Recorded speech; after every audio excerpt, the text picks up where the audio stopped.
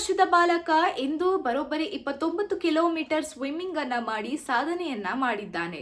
ಹೌದು ವೀಕ್ಷಕರೇ, ಈ ಒಂದು ಪುಟ್ಟ ಬಾಲಕ ಇಶಾಂಕ್ ಅಂತ ಹೇಳಿ ಇವನು ಶ್ರೀಲಂಕಾದಿಂದ ಭಾರತದಲ್ಲಿರುವಂತಹ ತಮಿಳುನಾಡಿನ ಧನುಷ್ಕೋಡಿವರೆಗೆ ನಾನ್ ಸ್ಟಾಪ್ ಸ್ವಿಮ್ಮಿಂಗ್ ಅನ್ನ ಮಾಡಿದ್ದಾನೆ. ಅಂದ್ರೆ ಪಾರ್ಕ್ ಸ್ಟ್ರೇಟ್ ಅಲ್ಲಿ ಬರೋಬ್ಬರಿ 29 ಕಿಲೋಮೀಟರ್ಗಳಷ್ಟು ನಾನ್ ಸ್ಟಾಪ್ ಸ್ವಿಮ್ಮಿಂಗ್ ಮಾಡಿ, ಅದು ಸಹ ಕೇವಲ 10 ಗಂಟೆಗಳಲ್ಲಿ ಸ್ವಿಮ್ ಮಾಡಿ ಈತ ಇಂದು ಇಡೀ ಜಗತ್ತಿಗೆ ಒಂದು ವಿಶ್ವ ಆಗಿ ಮಾದರಿಯನ್ನ ಕೂಡ ಆಗಿದ್ದಾನೆ. ಯಾಕಂದ್ರೆ ಈ 7 ವರ್ಷದ ಬಾಲಕ ಈ ರೀತಿಯಾದಂತಹ ಸಾಧನೆಯನ್ನ ಮಾಡಬಹುದು ಅಂತ ಅಂದ್ರೆ ಇನ್ನ ನಮ್ಮ ಜಗತ್ತಿನ ಅಂದ್ರೆ ನಮ್ಮ ಭಾರತದ ಮುಂದಿನ ಪೀಳಿಗೆಯಾದವರು ಇನ್ನ ಯಾವ ರೀತಿಯಾದಂತಹ ಸಾಧನೆಗಳನ್ನ ಮಾಡಬಹುದು ಅನ್ನುವಂಥದ್ದನ್ನ ನಾವು ಇಲ್ಲಿ ನೋಡ್ಬೋದಾಗುತ್ತೆ.